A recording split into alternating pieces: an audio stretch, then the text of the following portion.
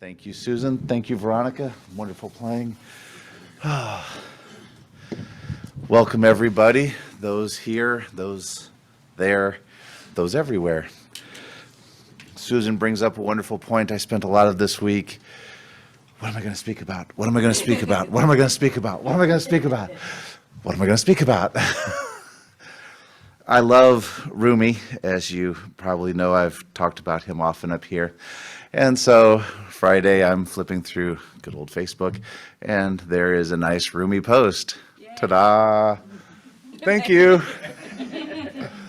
If you're going to trust. So I start with that. And for those who may not be familiar with Rumi, he is from what we would call Iran today, Persia. He existed in the 12th century, Muslim faith, but very much inspired poet, inspired writer, inspired theologian. He was a Sufi, so very good energy with what he has to give us, and especially today.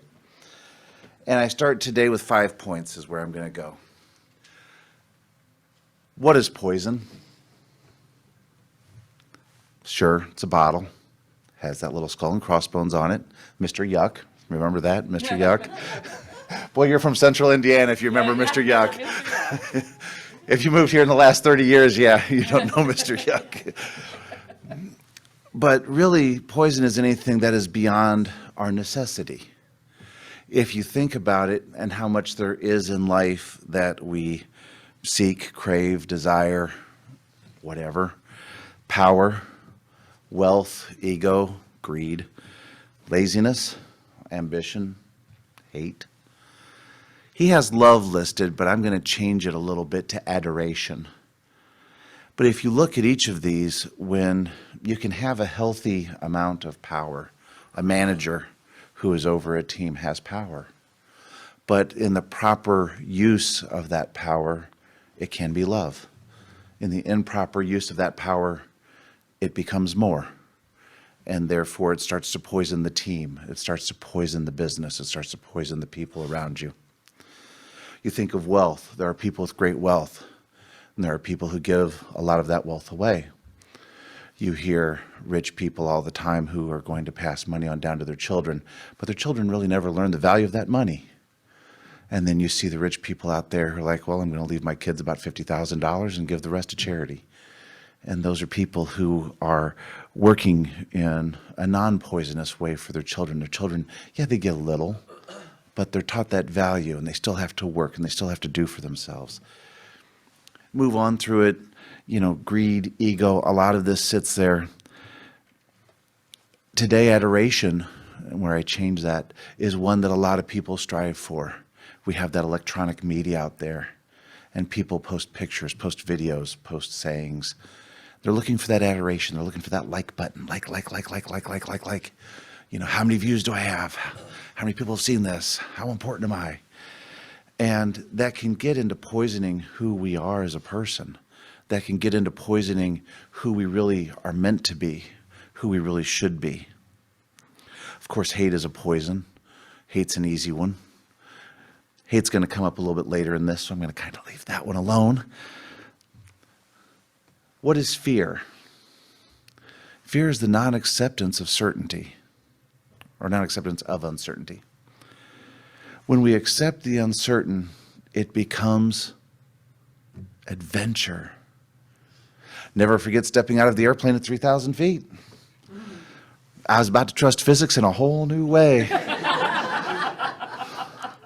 Every other joyride I've ever done's been firmly attached to the earth. No problems. I left the station. I'm going up the hill. I'm coming back to the station. And this one, yeah, it's just me and physics. But that was a great adventure. When that parachute opened and I was underneath canopy, as they call it, peace, quiet solitude. I could see the cars below. I could see the birds floating around me. So peaceful, so calm. Of course, then, are these buckles strong? How about these straps? Back to physics. But I took my fear, and when I realized that I was kind of okay. It became an adventure, and it became a really great adventure. And that's something that we have to look at in life when we have fear, is we have to accept it, that it's uncertainty, but it's okay. We will get through this. We will make it, and it's okay. Accept the adventure. Accept the things. You don't know what's around the corner, and that can be fun. That can be exciting. And you can learn things and experience things, new things. New is good. Hopefully, you like new? Everybody? Okay. What is envy? Envy is the non-acceptance in the good of others. How often do we go through life and we look at others and we have envy? And yeah, it's kind of one of the 7 deadly sins as we look at this, but when we accept that good, it can become inspiration. When we see what others are capable of doing, we can not only support them and lift them. Wow, you're amazing. Wow, you're doing great. Wow, that's neat. Could you teach me how? When we let that inspiration enter our lives, we can become more. We're always meant to be more. The pause button's easy in life. The pause button where we sit there and we just kind of go with the flow. It's easy. Life isn't meant to be easy.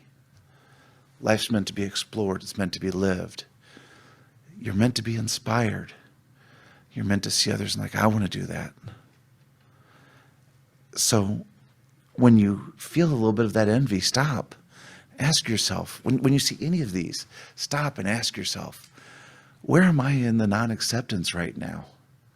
Because really, that's what life is meant to be. It's meant to be inspired. It's meant to be an adventure. It's meant to be all of these things. Well, what is anger? Anger is the non-acceptance of things which are beyond our control. When we accept things, it becomes tolerance. Some things aren't meant for us. We go through life, and the more we open up to things, the more we recognize that there are things that are for us. There's things that are not. Never going to be a quarterback on the field at Super Bowl. I accept that. Don't think I could handle one of those hits. But I've accepted other things too. I'm not going to be a surgeon. I'm not going to be a lawyer. Not going to do a lot of things. Probably never be president. That's okay. I'm good with those things.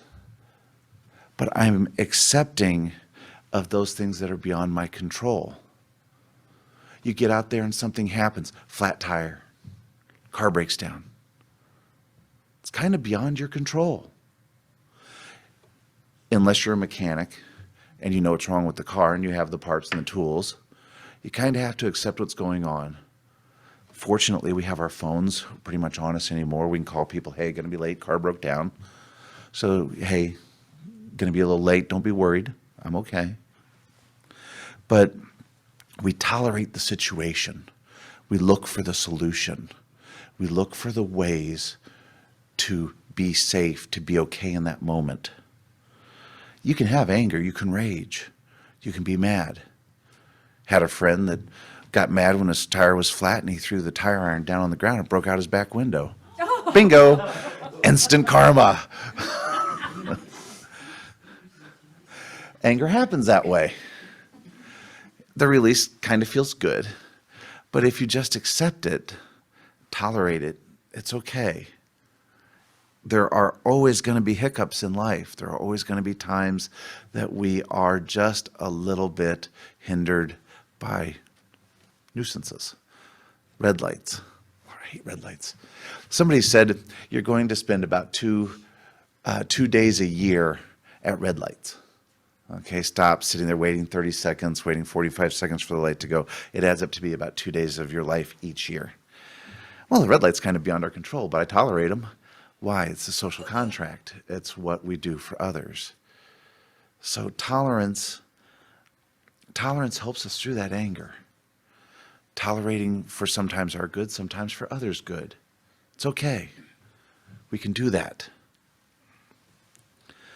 What is hatred?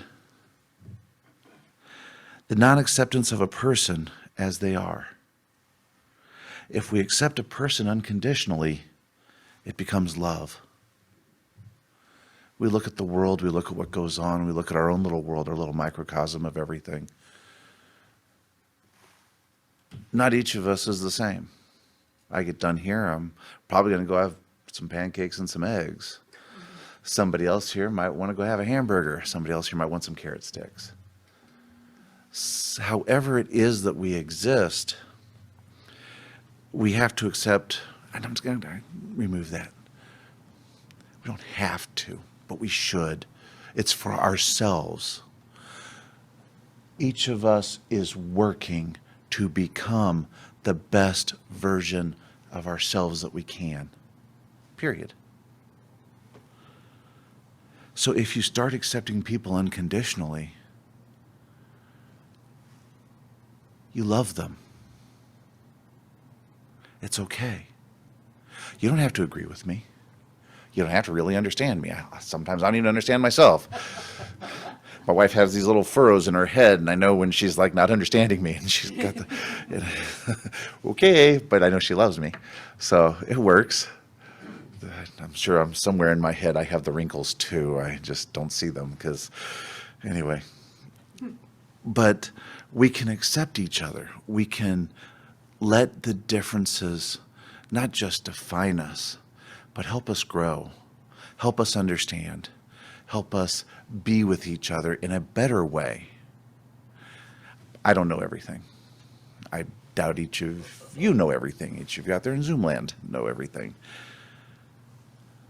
We each have different viewpoints. We each have different life experiences that brings us to this point, to this day, to where we are right now. And when we allow that unconditional love, that unconditional acceptance, each of us becomes better. As you look at these 5 things, what is poison, what is fear, what is envy, what is anger, and what is hatred? We have to look at when we're non-accepting of things, non-accepting. We have to then step back and ask ourselves why. Kind of talking with Mike a little earlier, each road has its why. Little goes off in different directions. Each situation is a why. Each situation you have in your life, you have a choice of 2 branches that you can generally take. Okay, maybe there's 3 or maybe there's 4, but let's go with 2 right now. Work with me here. You can choose acceptance, or you can choose non-acceptance. Which one helps you grow? Which one limits you?